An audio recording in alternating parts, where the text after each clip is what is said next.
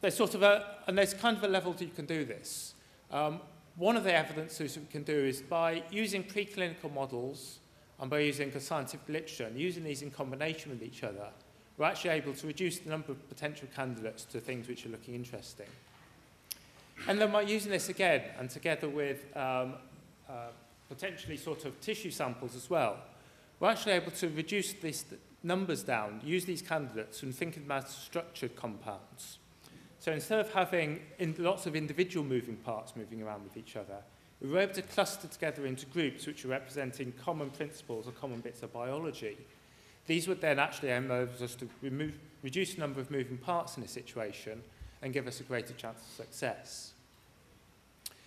So as an example of this, this was work we were doing which were predicting the predictiveness within a cell line panel.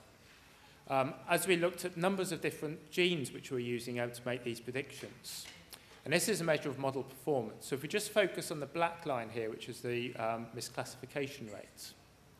And what we see here is that with a limited number of markers, we're getting a fairly poor model. But as we increase the number of markers, we are actually improving the model. So it does suggest that there's a number of different bits of biology going on here which we need to incorporate together in order to generate a good prediction, identify which cell lines are going to be responders.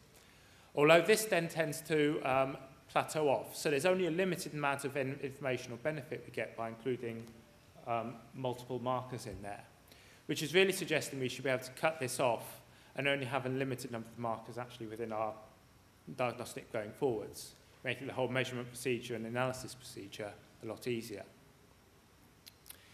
The next level that we're able to take, that we're able to look at this and we're able to get reasonably good predictions between our actual measurements and our predicted measurements, sort of lying in this rough diagonal line here, between using these levels of genes. But then by looking at the biology of these genes and understanding what we came for, we're actually able to separate these out into two main clusters here. And by just using these two clusters now and actually simplifying it just to having two individual scores, so one which is measuring a RAS crosstalk, one which is measuring a level of MEC activity, we're able to identify that there's a set of samples up here by having a high level on one cluster and a low level on the other cluster. We're able to identify basically the sensitive cell lines with the same sort of accuracy that you were with a much more complicated model, and in fact a much more less credible and harder to sell model over in this situation here. So by simplifying this down, we're actually bringing it down. We're able to generate a much more robust model by bringing in the biology into the situation. And we can see that the same sort of approach has been taken elsewhere. There's a commercially available product called the Oncotype DX recurrence score assay, which is to do with measuring the likelihood of breast cancer patients having a recurrence over a period of 5 years. And they had a number of different genes which contributed to this, a 21 gene marker. But when you actually look at the algorithm and how it's built up, what we actually see is that it was actually made up of only about 7 or 8 different components here, the different boxes. So again, by using that sort of first level of simplification, by clustering together similar areas of biology and similar different pathways which show these correlations, they're able to simplify the overall picture and the algorithms from the diagnostic that we're developing. And this is really just to confirm that there's a range of different information which you build into building these structures, structured candidates. Not only would you use the biological knowledge, but you could also use actually measured samples from a variety of different sources, whether it be more preclinical data or various tissue samples as well. And you're really looking for the uniform bit where all these bits of information overlap to give you the maximum confidence that this is going to be a reproducible result you can use going forwards. So, moving forward to the next step, thinking about the all-the-time aspect to this. So what do we actually want from a diagnostic assay? Well, essentially what you want is a patient comes in, produces a sample, it goes off somewhere, and you end up getting the right result at the end of the day, whatever the right result is. Now, clearly sort of a prerequisite for this is that if you were to repeat this sample, so the patient was to come in twice at 2 different centres and give 2 different samples, processed in 2 different places, these results must be given the same in both cases as each other. Because if there's a lot of variability between those results, you're never going to be able to get an accurate measure. And what we're actually able to do is to actually look at the variability in these results. I mean, if we think about this level of variability, we can actually decompose this into two separate levels. So one aspect is what I would call technical variability. So this is things to do with, say, the sample collection or storage, the way the samples were processed, the way the samples were read in the assessments and things. And the other is biological variability. So this can be things, for example, just day-to-day variability, time-of-day variability. We know markers go up and down over the course of a day. Within a tumour sample, is there heterogeneity there? Is it consistent throughout the tumour, or does it have regions where the expression levels vary? As well as understanding this, where the variability is coming from, it's also interesting to think about the consequences of these.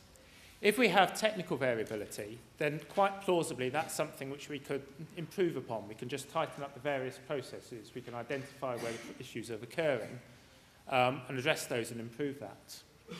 Potentially, if we have biological variability, that's a system which we're being forced to work with. We haven't got anything to change that. And so potentially that could be something which is just the limit of the biology that we're dealing with. So within that particular system, that actually might be a no-go area to be able to, or stop decision for actually be able to progress that particular diagnostic. And we may have to find a different way of measuring that particular bit of biology we're interested in it. In terms of exploring these different things, the actual studies that you do are really quite straightforward and I think quite intuitive. Exploring the biological variability is really about taking repeated measurements across the sort of dimension that you're interested in taking here. So if you're looking at temporal variability, you just take samples on successive days or successive hours. If you're thinking about the physical variability, say within a tumour, you could take different sections or different slices through that tumour at different points.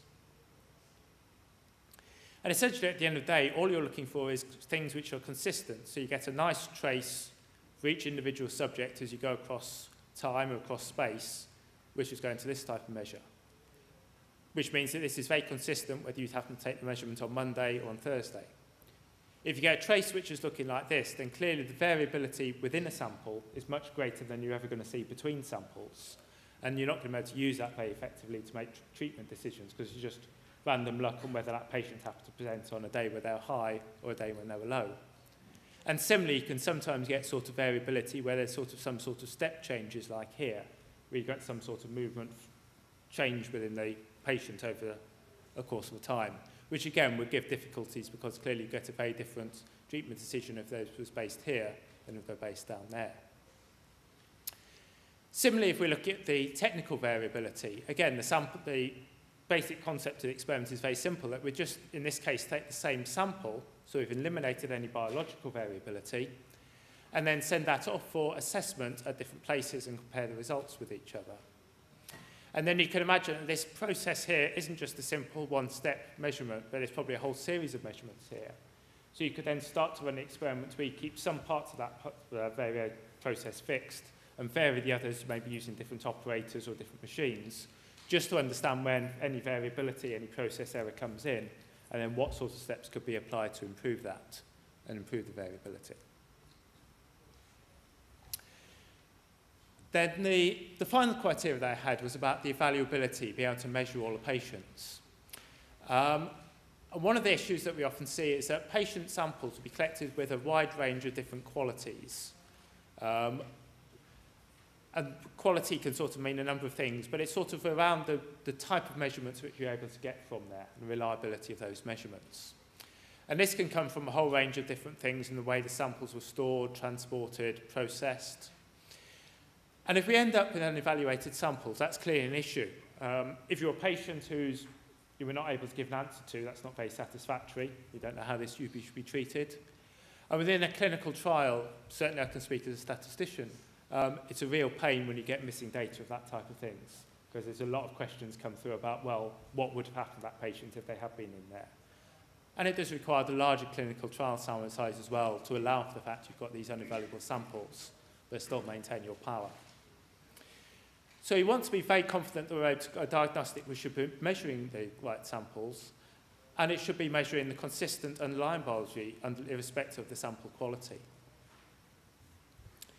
So just sort of an example of some data here. This was an example where we're looking at a number of different genes. So we had potentially 150, 170 different genes that we're measuring here. And we're looking at just over 80 samples. And this is color-coded that a green value means we're able to obtain a good result here for that particular gene and that particular sample. A red means there was no value obtainable. And the orange is saying that there was a value obtained, but it's poor quality. We haven't got confidence in it. And we do see in this situation that we have a limited number of samples where basically every gene was unmeasurable. So these are sort of clearly some very poor quality samples which we weren't going to be able to do anything with. And that sort of gives us at least an estimate of any valuability that we could not use in clinical trials. And then at the other extreme, and we may want to extend this box outwards to cover more of these genes, we've got a lot of genes here, some genes here which are just not giving any data at all. For whatever reason, the assay for these wasn't working, it wasn't giving any measurable type of data. Clearly, those wouldn't be things which would be any use in actually taking forwards. So we'd ideally be looking for those genes which were lying over this half here, which were giving consistently able to obtain some data from, at least in the vast majority of samples. The other aspect that we want to be is we want to be very sure that we're going to get some very good robustness to sample quality. One of the issues that we know we can see is that one of the major variabilities in a lot of expression measurements can actually be just due to the underlying sample quality that we're measuring and a difficulty to normalizing or correcting for that. And one simple approach to actually looking at this is to actually create some variability artificially in the sample quality by creating a dilution series for a number of samples. So effectively what we have here is samples at their full quality. And then we've effectively diluted this down as we move across here to artificially create samples of worse and worse quality. And what happens is it's fairly robust for a while, which is the limit of the, effectively limit of detection for the assay. Then after a while, things just get noisy as the sample quality isn't good enough to be able to measure what we're looking for. Which sort of gives us an idea then of what level of quality do we really need to be able to do these, and what's the acceptable criteria that should be used in order to give the reliability for the assay. So I guess in conclusion, what I'm really sort of covered here is just really quickly cover the personalised healthcare and clearly the role of the diagnostics in this, and having the very robust, accurate diagnostics is actually a very necessary critical success factor for this. And the pivotal phase 2 data is actually very important in actually the creation of this diagnostic. But by bringing in some preclinical data, we're actually able to improve the reliability, the confidence, and the consistency which we're able to use this diagnostic. Okay, thank you for listening.